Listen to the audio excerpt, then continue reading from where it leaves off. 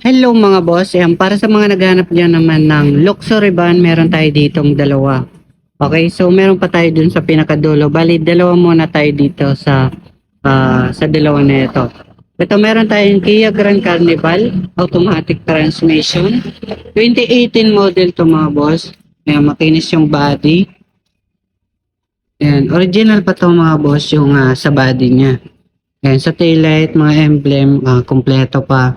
And mga salamin, lahat yan original pa.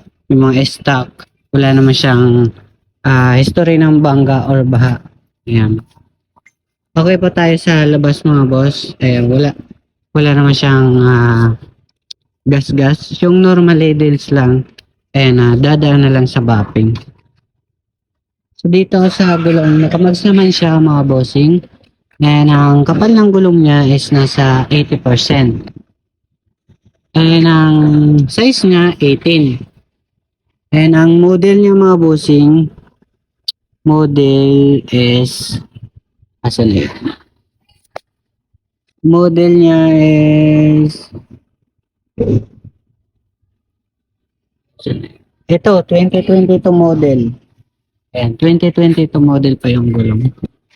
Tapos dito mga boss, ayan, naka-power window naman siya. And very fresh pa yung loob ng interior.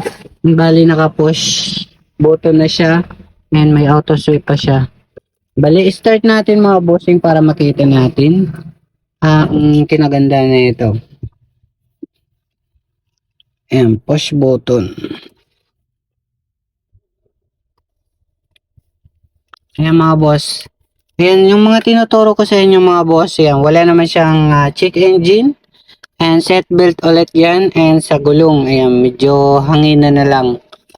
And ayan, wala siyang check engine mga boss And 74,000 mileage. Naka-complete ka sa record to and complete yung auto sweep para hindi na kayo magpalagay. And very fresh yung loob na ito mga bossing Ayan, napaka-fresh pa. Luxury van pala to ang tawag dito. And dito sa aircon, ayan.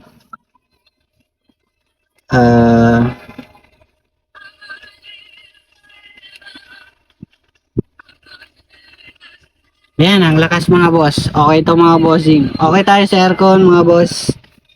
And fresh pa mga bossing. Pag i-off na natin, ganyan.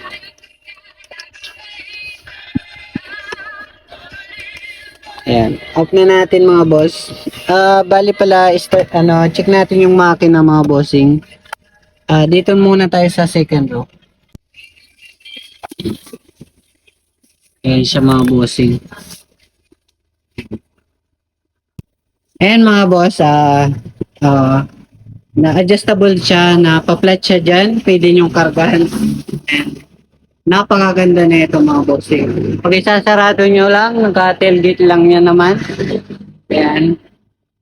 Ayan. Bali naka-under lang po siya para pag chinik natin na may usok pa doon sa makina, sa mahalata natin, okay?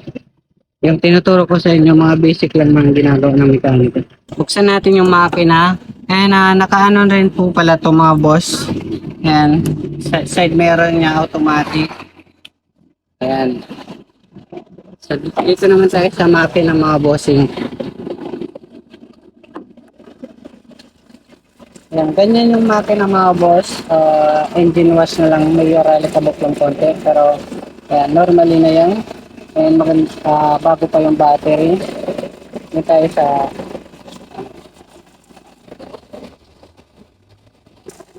yan, kanina pa ito naka-start mga boss. And dapat may usok na yan. Mga nasa 15 minutes. Yan. Wala naman siyang usok lumalabas mga boss. Ayan.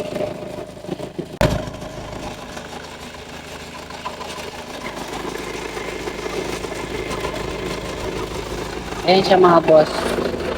Pwede nyo i-stand to and magdala ulit kayong mekaniko. Pero ito, good condition naman. Eh mga boss, dati ang presyo ko dito, nasa old prices, nasa 860,000. Ayan, binaba namin sa 800,000. 800,000 sa financing, kung mga cash buyer kayo, nasa 700,000 na lang to para sa mga cash buyer. So dito naman tayo sa isa. Dito naman tayo mga boss sa Luxury Van 2020 model automatic transmission na to. Ayan, sa 35,000 mileage.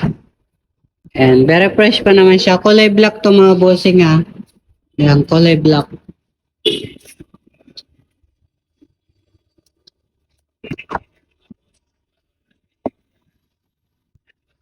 Ayan mga boss. Yung bali push button na rin to. Ayan mga ganyan. Pag mga luxury and mga ganyan. Naka-captain seat siya mga boss. And automatic rin yung pintuan niya mga bossing. Ayan. Lahat naman siya naka-captain seat mga bossing. And ganyan yung itsura niya mga boss. Oh. Ayan, naka-dual aircon and very fresh. Ayan. So ibabalik na natin. Dito sa likod, lahat naman na original stock niya, mga makinis. Walang issue ng bangga or baha. Ayan. Naka-backup camera na rin siya, ending 2. Ayan. So dito naman tayo sa may likod niya mga boss. Ayan.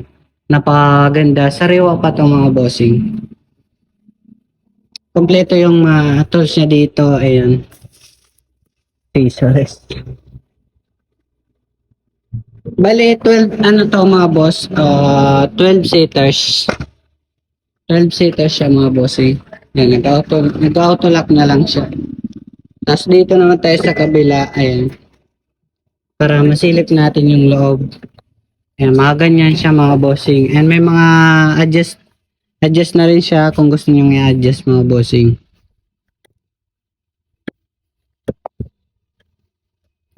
Yan, gumagalaw yan mga boss. Oh.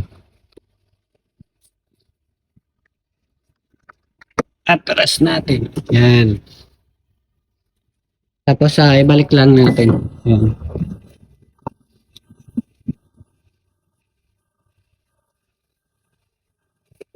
So, bale, start natin mga bossing. Ay nasa 44,000 mileage na po pala siya. 44,000 mileage. Start natin mga boss. Ayan. Ayan, wala siyang check engine and sabi ko na naka-parking. And dito, ano yan, yung seatbelt dyan mga boss ha. Seatbelt yan. And parking. Ayan, wala naman siyang check engine mga boss. Bali naka-ilaw po kasi siya. Ayan. Ilaw lang. Ayan. Sa ilaw lang yan mga boss ha. So, sa aircon,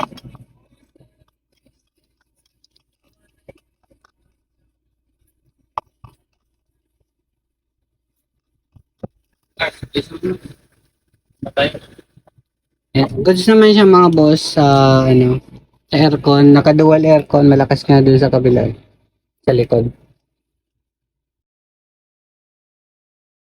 So babanggitin ko po pala ang presyo nito mga bossing. Ito nagkakalaga ng 2,680,000 sa financing. Kung mga cash buyer kayo guys, super mura nito. Yan, para sa mga cash buyer guys, pwede nyo na makuha to ng 2,550,000.